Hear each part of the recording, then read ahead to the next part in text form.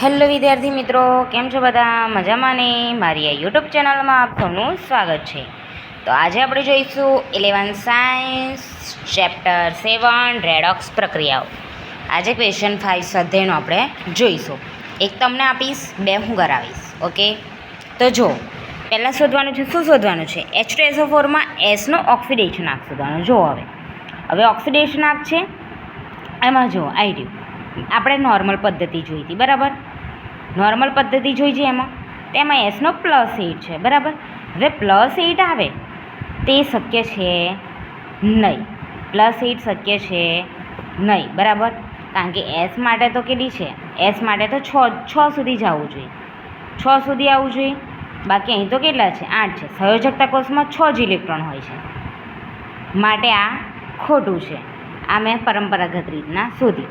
હવે જો પેરોક્સો મોનોસલ્ફ્યુરિક એસિડ કહેવાય, બરાબર? આ રીતે છે, મેં લખેલું છે. હવે જો મેં એનું સ્ટ્રક્ચર દોરી, બંધારણ દોરી. આ હોય છે, જાઓ કે સલ્ફરના આ ડબલ બોન્ડ બે ઓક્સિજન, આ બાજુ 2 ઓક્સિજન, પછી એક બંધવાળો ઓક્સિજન અને H, બરાબર? હવે જો કેટલા ઓક્સિજન? 5 હતા તો થઈ ગયા 5. 2 હાઇડ્રોજન અને સલ્ફર. હાઇડ્રોજનનો +1, હાઇડ્રોજનનો +1, ઓક્સિજનનો -2, આનો -2, આનો -, પણ પેરોક્સાઇડ બે જોડેલા છે એટલા માટે -1, બરાબર થયું. હવે જો મેં બધાનો સરવાળો કરું, દેખાય હાઇડ્રોજનનો +1, આનો -2, -2, સલ્ફર -1, +1. હવે જો -8 +2 સલ્ફર બરાબર 0. તો જો -8 +2 એટલે -6, સામે જાય તો +6, તો સલ્ફરનો કેટલો આવ્યો? +6. આ તો રાસાયણિક બંધન પરથી આપણને મળ્યું, પરંપરાગતમાં મળ્યું નહીં. હવે આગળ ક્રોમિયમનું જોઈએ. દેખો Cr2O7 2-. હવે જો મેં પરંપરાગત રીતે શોધ્યું. 2 Cr 7 ઓક્સિજન -2 ચાર્જ હતો એટલે -2. હવે -2 + 14, સામે જાય તો -14 ને -6 પ્લસ થઈ જશે એટલે 12, બરાબર? આવી રીતના માઇનસ સામે જાય તો +14, -2 એટલે 12. હવે આ Cr ના 2 હતા, છેદમાં જાય એટલે 2 × 12, 6 થઈ ગયા.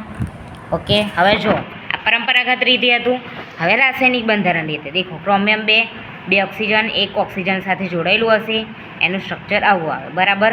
હવે જો -2 ચાર્જ છે એટલે અહીં ગમે તેમ પર હશે, તો આના પર છે ને આના પર છે, બેઉને 1 ચાર્જ માઇનસ છે. આ બીજા બધાનો -2. હવે જો 2 Cr 5 ઓક્સિજન 2 ઓક્સિજન, બરાબર? તો 2 Cr 5 ઓક્સિજન છે, એના -2 ચાર્જ છે અને પેલા બેના -1 છે.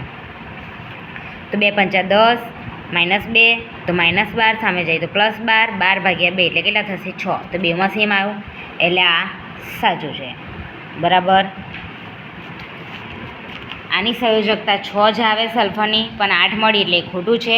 પછી આપણે રાસાયણિક બંધનથી આને શોધી કાઢવાના, બરાબર? પછી આ NO3- માં કોનો શોધવાનો છે? એનનો શોધવાનું છે. મેં આ શોધેલો છે, તમે શોધીને બતાવજો. ઓકે, જોઈ લો. આ રીતના ના મળે, ખોટું હોય પરંપરાગત રીતના, તો રાસાયણિક બંધનથી જોવાનું.